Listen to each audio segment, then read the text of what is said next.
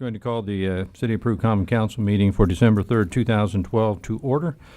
Please stand for the Pledge of Allegiance led by Councilman Tom Guston and remain standing for the invocation led by Pastor Rod Carell. I pledge allegiance to the flag of the United States of America and to the republic for which it stands, one nation, under God, indivisible, with liberty and justice for all. We pray. Heavenly Father, we come to you and thank you for this opportunity again, Lord, to meet and to hear the business of our city. We thank you for the blessings that you bestowed upon us. We give you praise for that.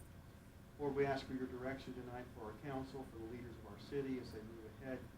As we've gone through almost another year, God, we thank you for your hand upon our city. We give you the praise for it all in Jesus' name. Amen. Amen.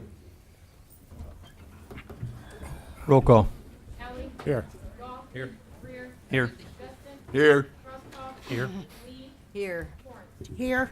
All present. Next item is reading and correcting of the journal. Move we suspend the rules and dispense with the reading and correcting of the journal. Second. Has been moved by Councilman Crosskoff, second by Councilman Alley to suspend the rules and reading and correcting of the journal. Any questions? All in favor signify by saying aye. Aye. Opposed? Motion carries. Communications. Phyllis, tell us what's going on. I have nothing to report as of this month. Next month, I'll give you a complete summary for the whole year, number of people that use it, and the money generated, and everything. We'll have an end of the year thing. Sounds good. Thank you. Mr. Gornto, do you have, there he is. Do you have more than Phyllis had? Okay. Not much. The Zoning and Code Enforcement Department issued a commercial new rehabilitation permit 1, commercial roofing permit 2, building complaints were 3, zoning complaints were 2. The building department had 24 consultation and meetings, and that was due to all the buildings were turned down. Zoning had 6 meetings. Demolition residential permit was 1, electrical permit 4, residential new permits and rehab 6, and residential roofing permits 2. Okay. Very good. Thank you. Just an update, as Mr. Cornto mentioned about the demolitions. We do have quite a few of them. And I know sometimes maybe some of your constituents would ask you, what about this house and what about that one? We're doing as much as we had money for. As you recall, we had over $200,000 set aside that we saved up to do this. Doesn't tear down all of them. We're not halfway through them, but we're out of money. We may get a couple more down, but and that's the frustrating thing about it. You take, almost $250,000 to use because of neglected properties. And are we going to get a return on that? Probably not. But it's the right thing to do. We got to make sure they're safe and that they're not falling in on people or devaluing their properties. So we do it, but just make sure you understand when you get the calls. We can only do as many as we have money for, and we're fast running low on that. So we'll continue to do as many as we can, and it's taken some time, but I think we've got quite a few completed. So, yeah. Only other thing I would like to say, as we may not have time at the end of the meeting, but since this will be our last meeting before the holidays, I just want to wish all of you a Merry Christmas, and everyone here a Merry Christmas for you and your families.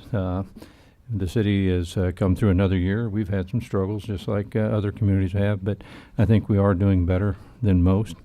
And so I thank you for your cooperation, your service to Peru, because I think through the year we've made some progress and making some dents and things, and you've seen some improvements to the community, and I think things are going to continue on the right track. They may be a little slower than we all hoped, but we are going in the right direction. So thank you, and to all of you, Merry Christmas. So, Merry Christmas to you. Yep. anything else?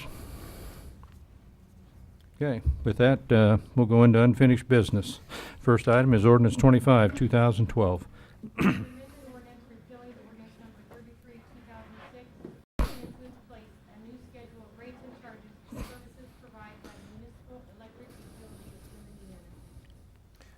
I make a motion that we adopt ordinance number 25, 2012. Second. Has been moved by Councilman Crosskopf, second by Councilman Goff, to adopt ordinance number 25, 2012. Now we'll have more discussion on that. This is the rate changing ordinance that we had the public hearing on. So, Mr. Merriman, do you have anything else you would like to add? Nothing further, Your Honor. Mr. Miller? Do we have more questions from the audience? Yes, sir. John? John Faust, ratepayer. Thank you. Thank you very much. Make sure you get that one. Two things. One is, I could say I've got a lot of calls from constituents and all this kind of stuff. Well, I'll do that one.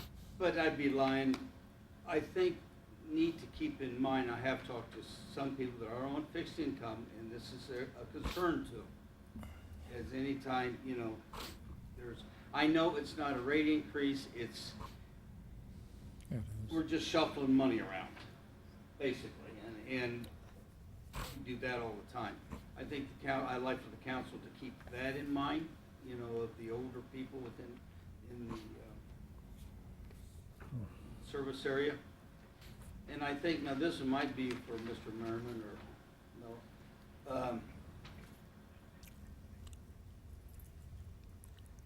Way I understand it, it's the two biggest users, which I can't remember exactly which ones they are, the three. They are going to get the biggest break out of it. It kind of appears to me a little bit that, I'll use residential. Residential is going to kind of supplement them a little bit. Yep. Has there been any talk from the companies, I guess, the rate, that if they don't get a better rate, they may look for other places to operate? I don't know. That's just You know, the only thing I could, you know, there would be people, you know, business or like anybody else, are always looking for the best price they can get. And if they find some other community that maybe their total cost of operation is less, they may consider it. Are we getting people saying we're going to leave if we don't do this? Not that I'm aware of. I wouldn't say that. But then on the other hand, business is business. They're going to look for where their bottom line is going to be a little less, maybe. But had they been coming in and saying, you guys better pass this or else? No, I have not had a conversation like that. all right. Mm-mm. So, that takes care of it. John? Anyone else? Mr. Bunker? The question I had is, has not our industrial power usage went down in the last 10 years or so? We can build a system for the amount of usage that's required.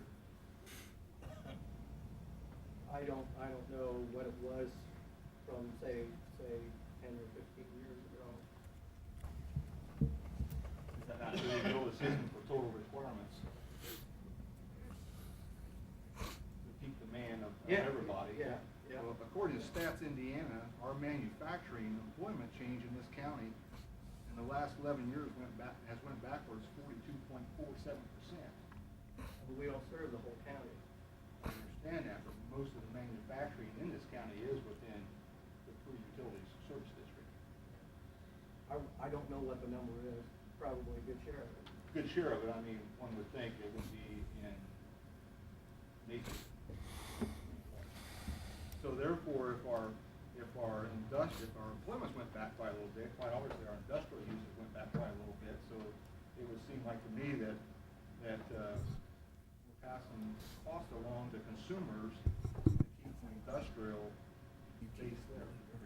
It all depends, there are different classes of industrial customers. They have different characteristics of usage. As a matter of fact, if you look at commercial customers, our commercial customer class, their rates are going to go up. That'd be like diesel ratings and places like that. Whereas those customers who are large users that have good load factors, in other words, they run maybe 2 shifts, 6 days a week, their cost is going to go down. And this study was based on 2011 data, so customers that are here using power, buying power right now, not over that time cycle. I'm like John, it seems like the local citizens here have taken a lot of grunts here on a lot of costs in a lot of areas over the last few years. And if you look at the statistical data from Stats Indiana, Miami County has went to the bottom 10% in the country now for per capita income in the country. There's only 300 counties below us out of 3,100 counties. So, you know, when the industry comes in, we seem to subsidize every industry that comes in. And I know that's the norm, what you do, but we give them tax abatements and tax breaks at state level and everything else, whereas the local individual gets no breaks. Well, in this case, Yep. industry, particularly the power service customers, are subsidizing everyone else to a fair degree. And we're subsidizing them right now, so I mean, The base rate for industry is, wrong, it's somewhere around 1.2 cents per kilowatt hour, something like that for the base rate.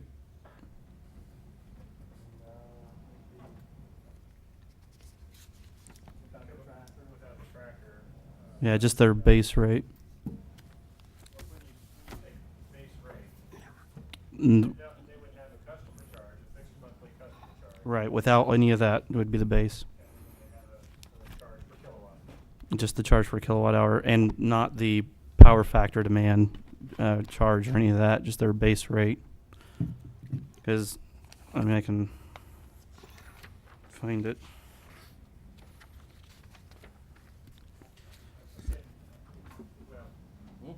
It says primary service, secondary is going from 4.68 cents per kilowatt hour to 0.0125. Or 1.25 cents. You sure that isn't the change? It wouldn't go from 4 cents to 1.25. No, it's per That's kilowatt hour, yeah. From 4 cents to 1.25, that's like an 80% decrease. there's, I think, you're Okay, and like I said, I'm not saying that I want to know, because that's the way I read. you're dealing with, that particular rate, you're dealing with a two-component rate, a demand charge and an energy charge. Actually, three components if you add the tracker. Right, and I just want to know what the kilowatt per hour is. I understand there's 3 different things that go into that. Well, but to get the total cost per kilowatt hour, you have to add all 3 of those charges up and divide it by the number of kilowatt hours that were purchased. Do you know what the kilowatt per hour charge is? It all depends, for that particular class of customer, it all depends on their load factor. If they have a reasonably good load factor of, say, 60 or 65%, that's gonna be, right now, about 8 to 8.5 cents. And that's just that's before the demand factor. Oh, that's everything. So that's- everything altogether. What I'm trying to get to is what it is before the demand factor. That includes the demand factor. I know, that's why I'd like to know what it is before that. Now, but if they have, let's say they have a load factor of, let's say, 40%, it's gonna look more like 9.5 cents. Because you're talking about an average, and their demand factor charge is far above that. But it's the average between what their base rate is, and when they hit their peaks and they go over a certain amount, then their demand factor kicks in, and so your average, what you're talking about there, is 8 cents. And Now, when you get to that class of customer, each customer is essentially a unique customer with their own cost. They're all under the same rate tariff. So many dollars per kW demand, so many cents per kilowatt hour for the energy plus the tracker. so what is that? So what is that base for that whole class, It just, that would be the power service customers. right? Okay? And so, any rate class that has a demand component and an energy component you could take everyone, let's say, I think we've got 11 or 12 customers in the power service primary meter class, okay? They're all under the same tariff. They all pay the same demand charge, they all pay the same energy charge, they all pay the same tracker. But if you calculated what their total cost per kilowatt hour was, you'd have 12 or 13 different numbers. And it all depends on what their load factor is. Unless, of course, they have exactly identical load factors. But you can't tell me what their base kilowatt hour charge is before the other factors. We can tell you the rate per kilowatt hour, but that doesn't. That's what I'm asking for. But that doesn't take into account, what Roger's trying to say is that doesn't. I understand the other things it takes into account. I would just like to know what that number is. Depends on the customer. You said it was the same for that entire class. That's the number I want to know. The energy charge per kilowatt hour, 1.341 cents. Yeah, that's the number I was talking about. That's just the energy. That's just one small. I do realize that there are other charges that come into factor there, but their base kilowatt hour charge rate is roughly a 1 cent, a little over 1 cent per kilowatt hour For the energy. for energy. Yes. Okay. They're billed completely differently than a residential customer, so you can't just look at the energy component of their bill to determine what it's costing to provide them service. Right. I would just like to know that part to fully understand what's going on. It's one component I would like to know. Well, that number is 1.341 cents per kilowatt hour Mm-hmm. On the proposed rate. on the proposed rate. Right. What is it? What was last year's rate? Do you know? The current rate is 4.783. So it's going okay. So that portion of the whole rate, that 20% or whatever it is going from 4 cents to 1.3, but the rest of it's staying the same basically. But the other ones are changing too. They're all changing. Okay. Kilowatt right now is $6, and that's going to $18.35. Yeah. Okay. So that part's going up. So Okay. you can't look at just one piece and get a true sense of what's happening to that customer. You gotta look at the whole. As I said, you could have, if there's 12 customers in the power service primary metered class, you could have effectively 12 different effective per kilowatt hour costs for each one of those people. And the same goes for residents. You have 3 different classes for residents too, as far as their usage goes. No, residential is one class. Are you talking about rural and? No, there's Non- 3 different rates for per kilowatt hour depending on the usage. So there's different classes for residents also. They're all the same class, it's just that we have, on the residential customers, you have what's called a declining block rate.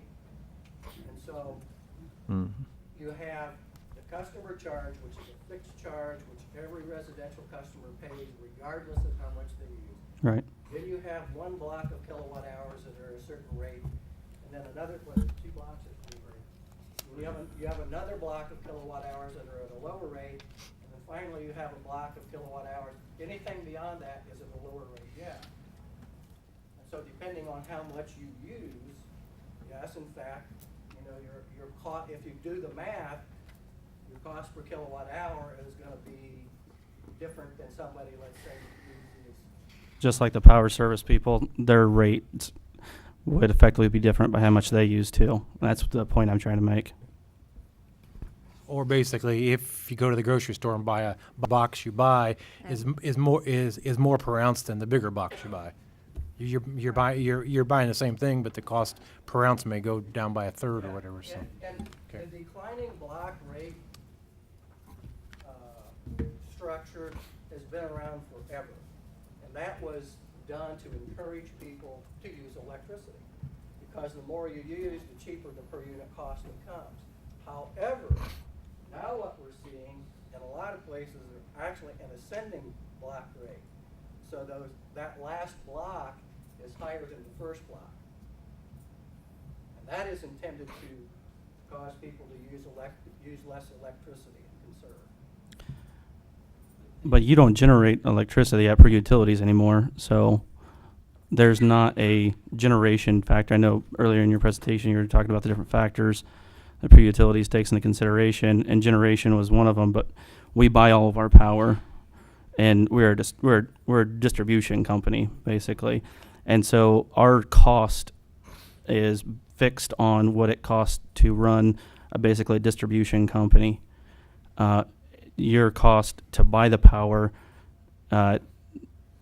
that's not, if anything, your cost goes up when your demand goes up instead of the reverse, where it would be if you were generating the power, then your cost would go down versus the demand going up.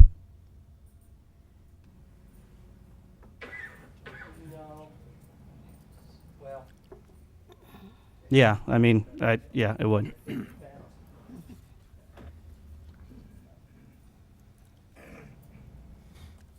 actually, in the base rate, here we're talking about base rate, but in the base rate, exclusive of the tracker, there are dollars in there for purchase power.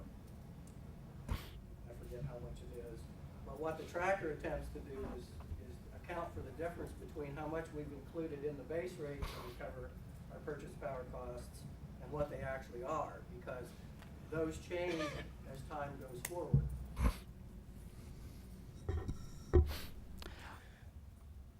I guess just a general statement, I just don't think that anything in the study lays out exactly, and anything I've heard, it lays out exactly why we should be getting a 7% decrease to certain classes, and residential is going up 3%. I understand there's a fairness issue, and if there is a fairness issue, I think myself and most other people on the council would be more than willing to take a look at industrial rates to make sure they're competitive, to ensure that we have jobs in Miami County. We all want that. But I don't agree with it on the backs of the residents. How do you propose to do that? Well, I would like to sit down and talk about how to do that and have some ideas, but this study as it stands, I don't think is acceptable, or this proposal as it stands. Are you calling the study into question? What if I am? Well, I'm just wanting to know. You don't trust Mr. Miller's work? You can take 5 different organizations like Mr. Miller's, and not to disrepute Mr. Miller. You are his customer, and you paid that study. To call it an independent study, I think, is stretching it. Not to say that you aren't an independent study, but I think there's definite room for consideration here and another set of eyes on it outside of utilities and the organization they hired to do the study. If city council wants to conduct and commission a cost of service study, that would suit me just fine. I think the city council would like to be maybe brought in on the discussion before the rate comes up in its finished package. I know I would like that.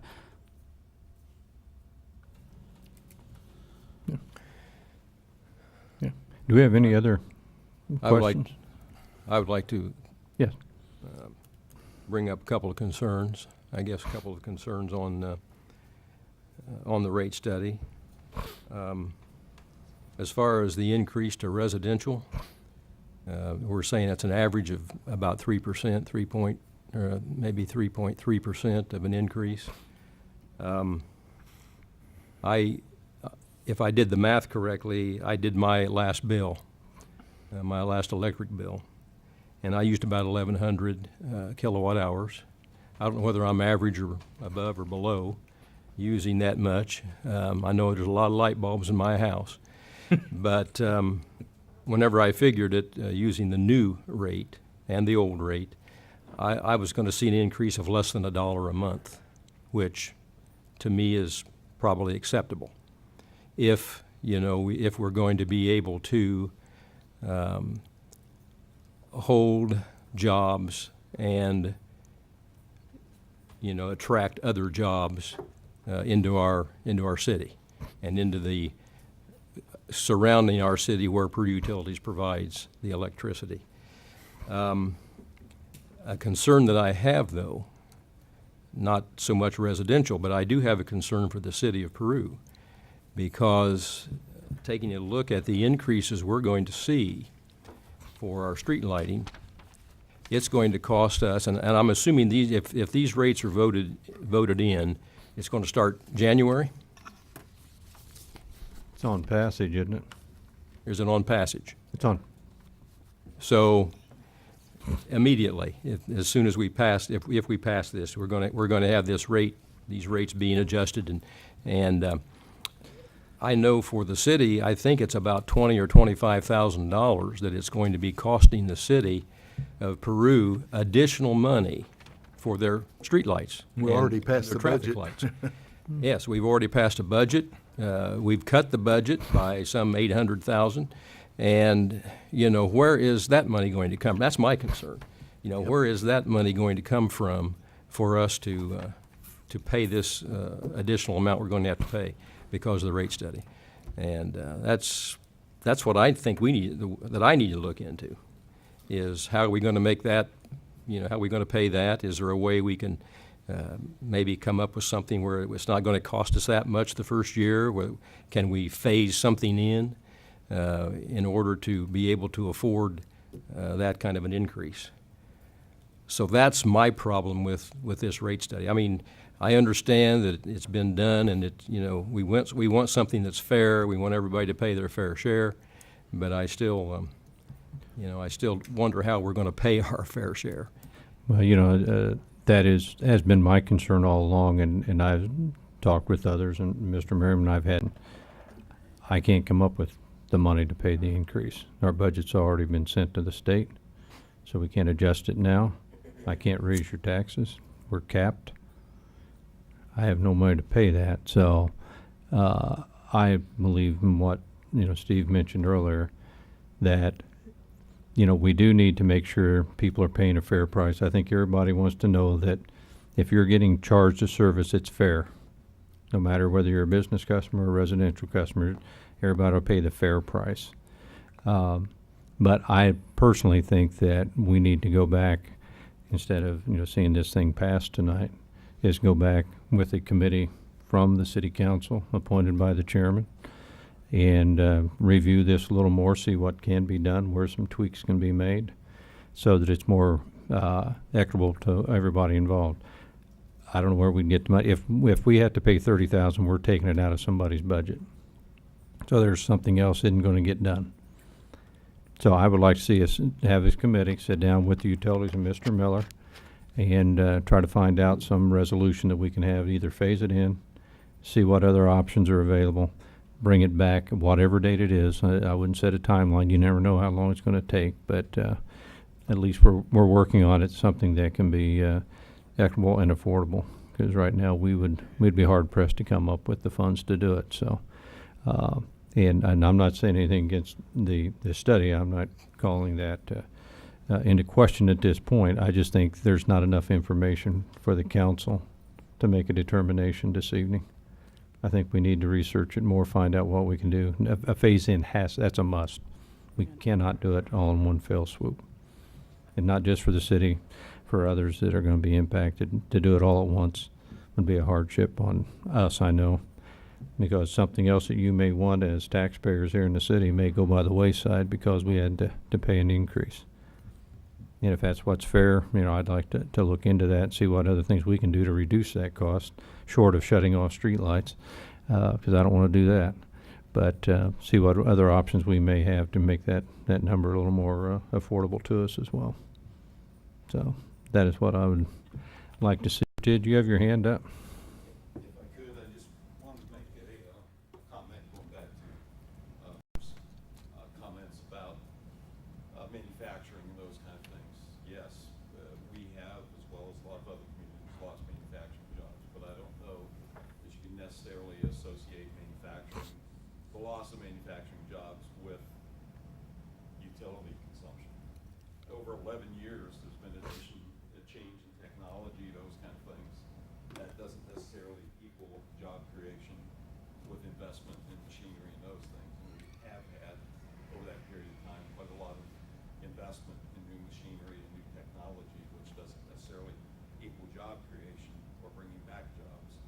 does put demand on the system, and possibly increased utility costs, and I don't know to how much increased utility costs, but that is a factor that I just wanted to mention.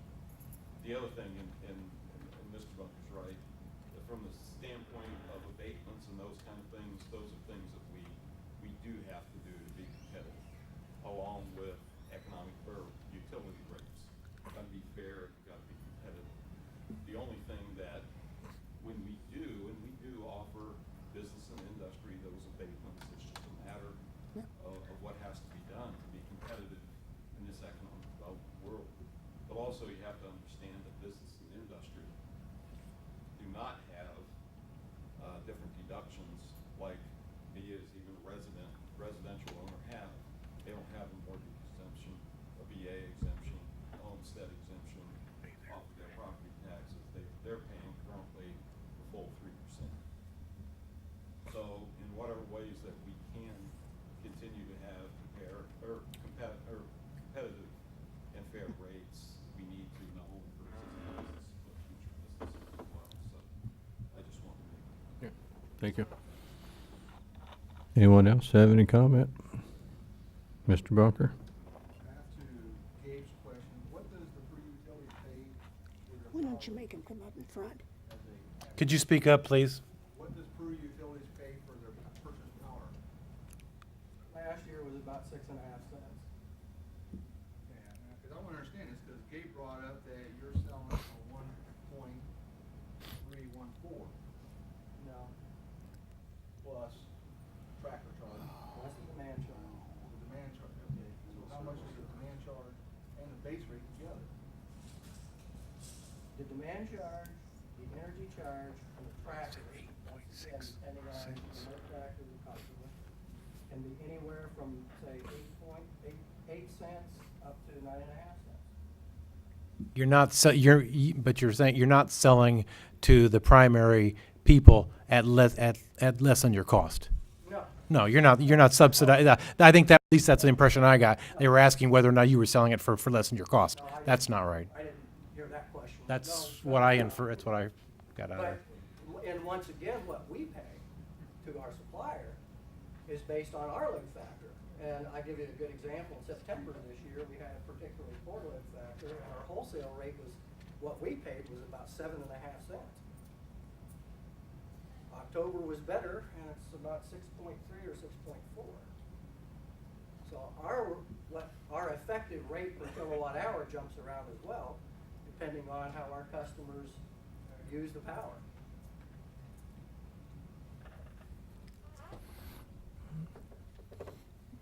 Further questions? That is passed on to the consumer, isn't it? Sure. In other words, you're getting your money back, you're not going to home. Right.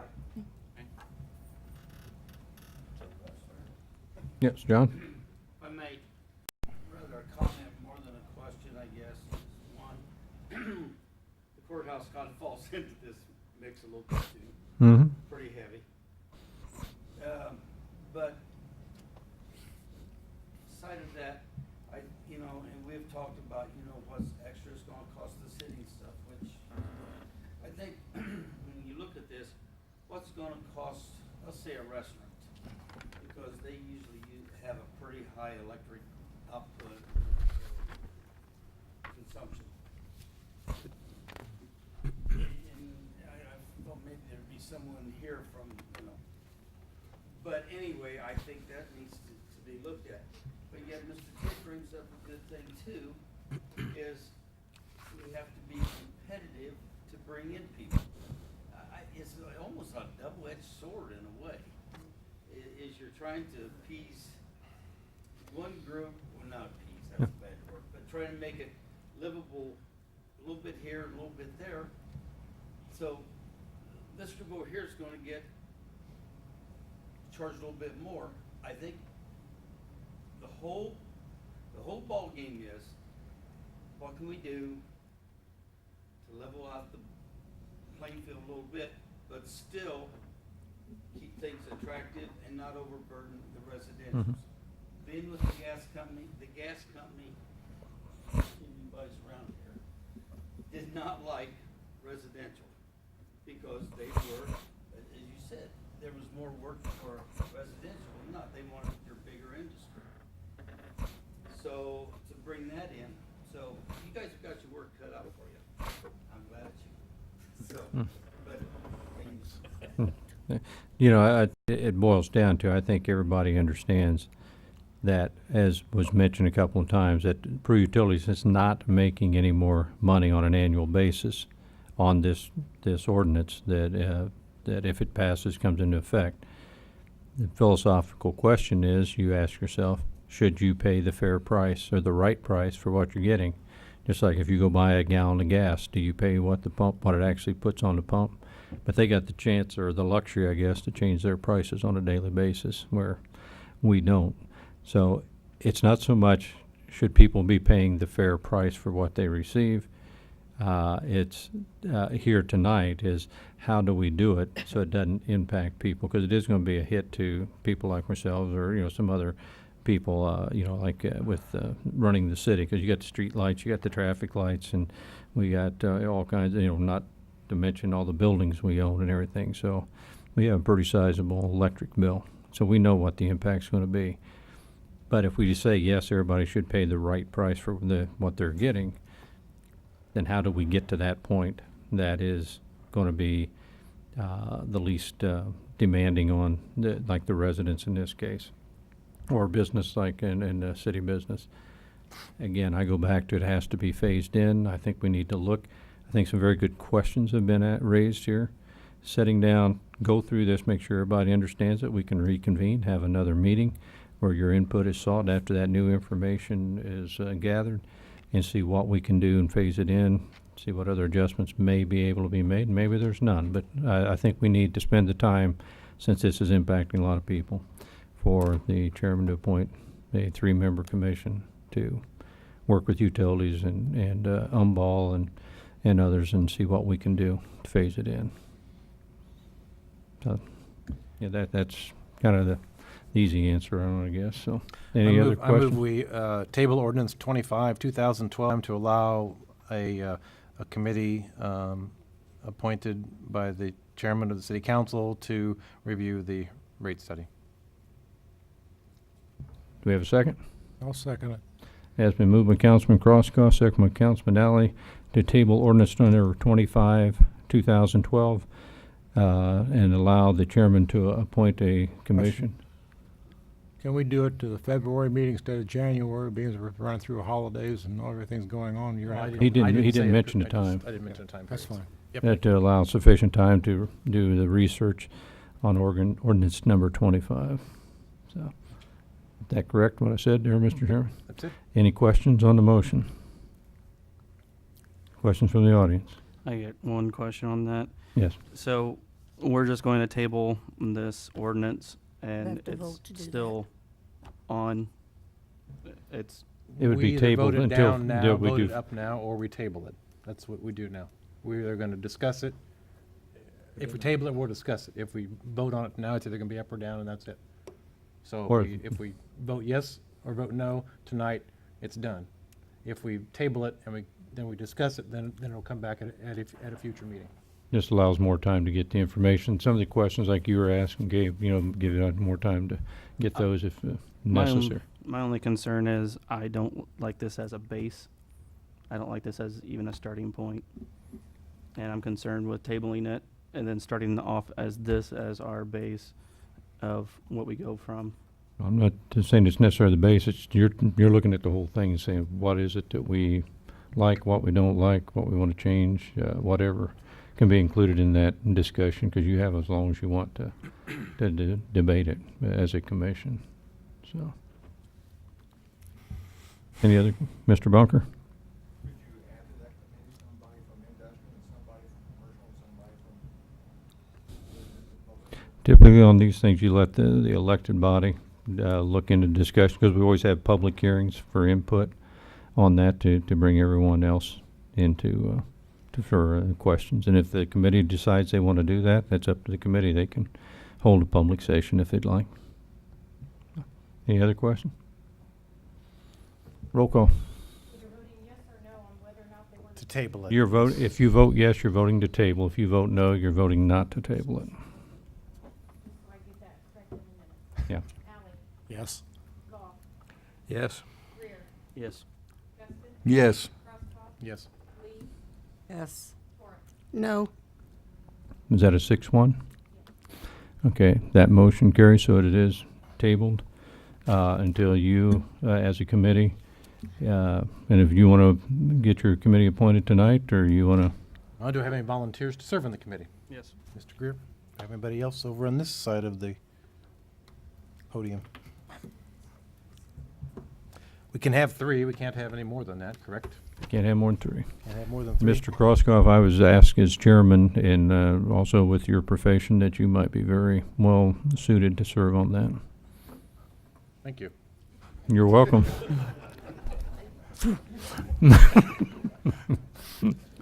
It can't end a 50-50 tie because that's, whatever we do, we can't do that. We gotta, I think we need a third person. Anybody willing to?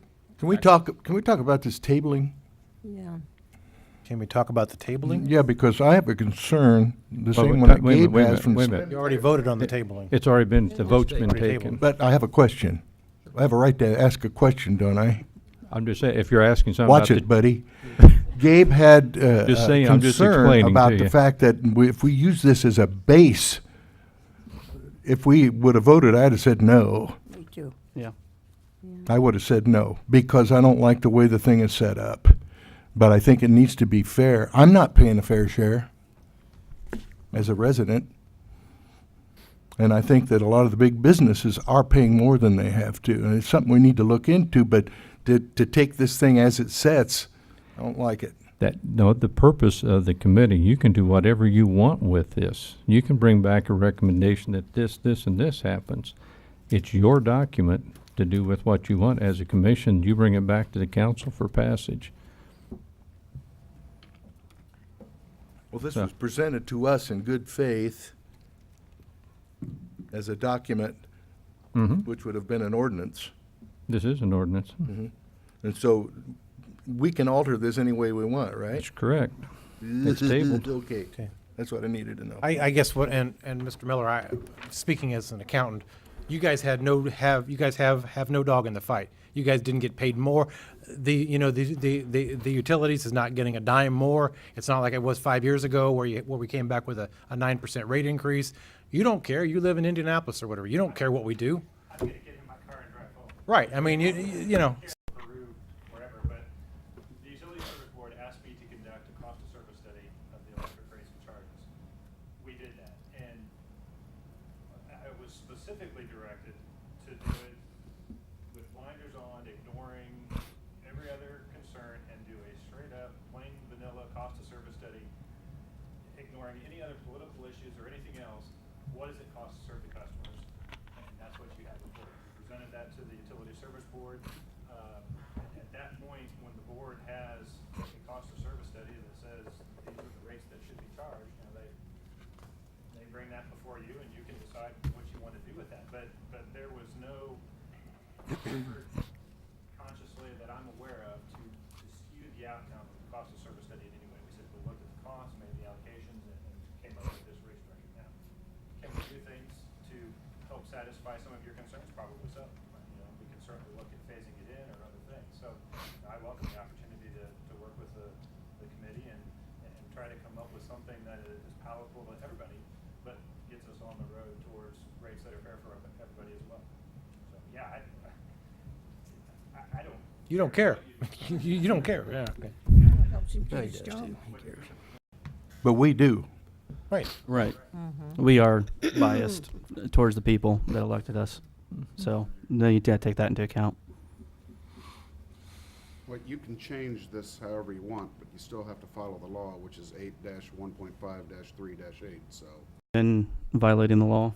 No, I'm just saying that you said, well, we can change anything we want here. Well, you can't really just change anything. You can't just make it up. And you either have to have, it has to be some basis for it. Right. It has to still follow the law. That's all I'm saying. I trust we'll be responsible in that regard. Okay, do we have another member? Are you going to serve then, Mr. Crosco? I think I got volunteered, yes. Thank you. Do we have one more so we can, there's a chance to let your voice be heard. Nobody wants to say anything, huh? I think, doesn't he have the right to appoint somebody if he Sure he does. so chooses? Whatever they want. You got a point? Yeah, I've got to appoint somebody now. Oh, boy. Nobody wants to volunteer. Well, I guess I could, to do it fairly, I could draw names out of a hat. That way everybody has an equal, equal 20% chance of doing it, because I'm not getting any responses, so. I'll do it. Okay, there we go. Okay, Mr. Goff, thank you. okay. So, Mr. Goff, Mr. Crossgoff, and Mr. Greer, correct? Yeah. Yes. Okay, just so we have it read for the record. Okay, so that has been tabled and be brought when you guys feel it's the appropriate time to bring it back. Okay? All righty. Anything else under unfinished business? Okay, we'll move on to new business. First item is ordinance number 26, 2012. An ordinance amending ordinance number 24, 2004 to add provisions for credit for stormwater runoff. I move we consider ordinance number 27. Second. Has been moved by Councilman Crossgoff, second by Councilman Goff, to consider ordinance 26, 2012. Roll call? Alley? Yes. Goff? Yes. Greer? Yes. Justin? Yes. Crosskopf? Yes. Lee? Yes. Ford? Yes.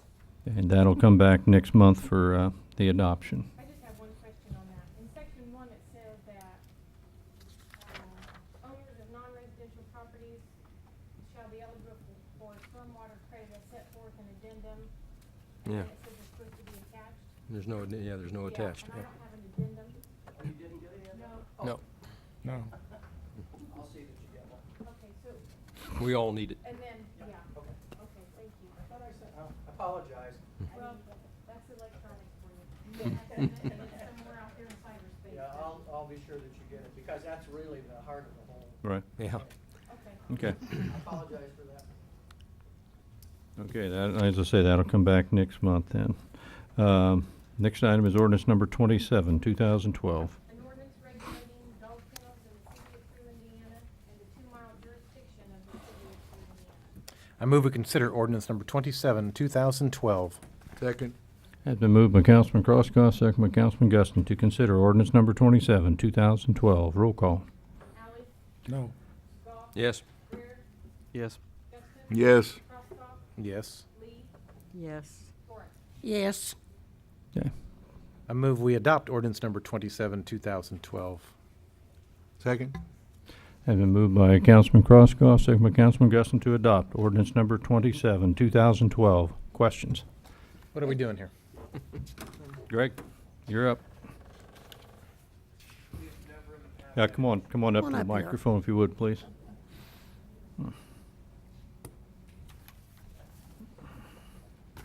Had any specifications for kennels, just said dog kennels. All we're doing is just making clarifications for anybody that is gonna apply for a kennel license. They have guidelines they have to go by now. That's all we're doing. Are there any offending parties at the present time that No, you that can't require have- these changes? No, you can't have any dog kennels in the city limits anyway. Right. This is more or less for the outside the city 2-mile limits. contiguous. Right. Mhm. And Okay. we have none pending on this, so Just staying Nobody ahead has a of, dog in the fight right now, is what you're saying. Uh-huh. we don't have a dog in that fight, exactly. but before it happens, you want to have a place for, if somebody has, What are we basically, what are the major changes off the top of All your it head? is just some specifications saying that you have to be so far from property lines, you have to, be able to take care of the waste a certain way, you have to have certain kennels built, just guidelines of how you're gonna take care of it, how you're gonna get rid of the waste. a minimum of 2 acres. Okay. If you have more than 4 dogs at your house, is that considered a kennel? If you, yeah, since you're only allowed 3, you have to, anything over that, you have to go apply for the kennel license and all that, yeah. That isn't a change though, is it? What's that? Is that a change from the way the ordinance is written? No, that's the way it's been. That's the way it's been, so we're not changing that. Not changing that, Uh, no. You're allowed 3 dogs in the city limits, but there's nothing that says, if somebody says, I like a kennel, they have nothing to go by. Okay. But then we're taking that out 2 miles with this? Well, no, right now, we have the 2-mile jurisdiction outside the corporate limits, so there could be somebody that qualifies with the lot size and all that. So from a zoning perspective, we're just saying we better be in that loop now before someone convinces, well, I can build one out here, nothing says I can't. And so it's just protecting that 2-mile jurisdiction. Is there a case where it could be that somebody outside the city limits right now has more than 3 dogs, and once this goes into effect, they're gonna have to apply for a kennel license? Would that happen? I'm sure there's probably somewhere out in the county there is that issue. How much is that fee? I'm not sure how much is the fee, Bill, for applying for that? Well, it wouldn't apply to somebody that's already got a Grandfathered. kennel, so. I don't remember what it was. You have the copy there that, Right. And currently, the ordinance in Peru is you can't have more than 3 dogs. Peru has maintained jurisdiction over the 2-mile radius. So within the 2-mile radius, there shouldn't be any more than 3 dogs. But, you know, there's probably people in Peru that have more than 3 dogs. So they would have already been in violation Yeah. regardless? yeah. Right. I don't see a reason. I don't There's no charge. This is a mechanism for There's no somebody to charge for actually applying for the- have more than 3 dogs, Most of them is if they meet the requirements. If it's And there commercial. are lots in the city limits that are more than 2 acres. So it is possible, somebody could have a kennel within the city limits. I If they think- met all the requirements. Yeah, of and this I think ordinance. the problem that you run into, I think it says you have to be 400 feet off any lot line from, you know, residential properties, even if you had the 2 acres, so kind of limiting. Trying to make the guidelines so you don't have a dog kennel run right up on a property line somewhere and your neighbor's Gotcha. complaining because of the smell or the noise or anything like that. We're Gotcha. trying to make it where people are being taken into consideration their neighbors. Mhm.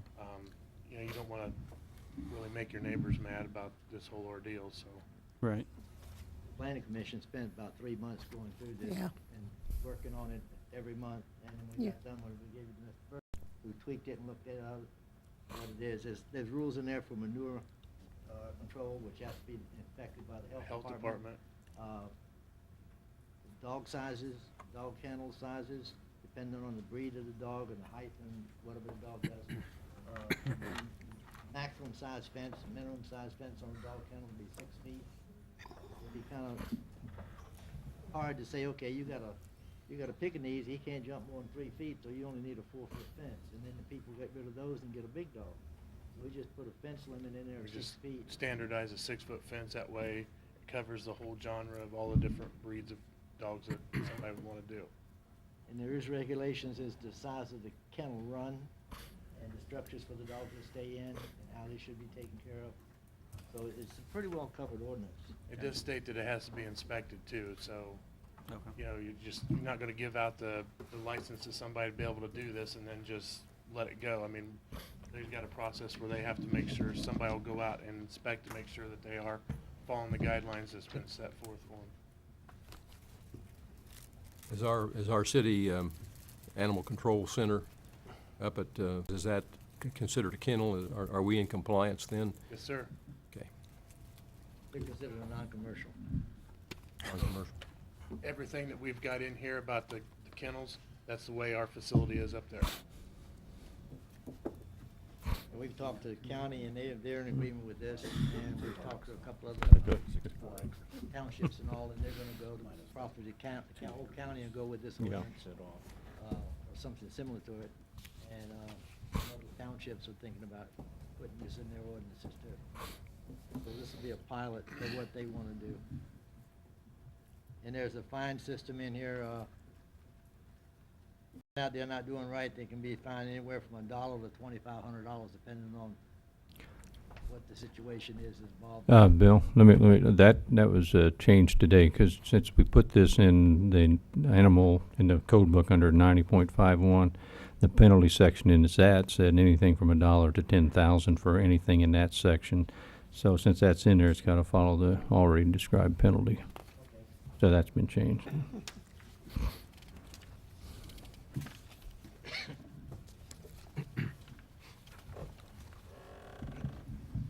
you. It says it in there already, I just want to use what's in the book. so. That probably need to be. John, did you want to say something? Yeah. What is your description? I know what a dog kennel is. And that's 3 or more dogs. More than 3. More than 3. So More than 3. Four or more. Four or more. More than 4. So if someone has 2 dogs and builds an outside run, or do they have to go with this here? It's less than 3, so no. No, this You is can for build a kennels. run for 2 dogs. This is for 4 or more. So, but is it like a kennel usually you think of as for breeding or resell and that sort of thing? Mhm.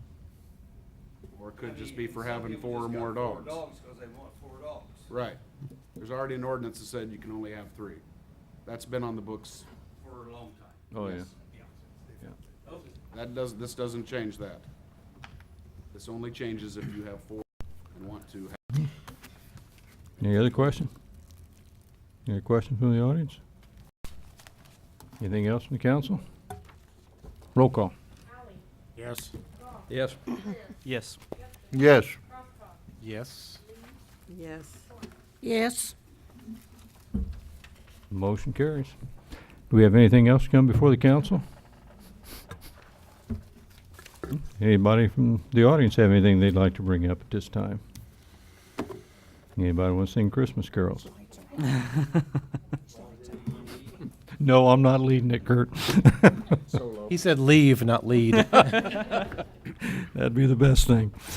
So, okay, if not, again, Merry Christmas to all of you. Hope you have a very happy holidays. Thank you. Motion to adjourn would be in order. So moved. Second.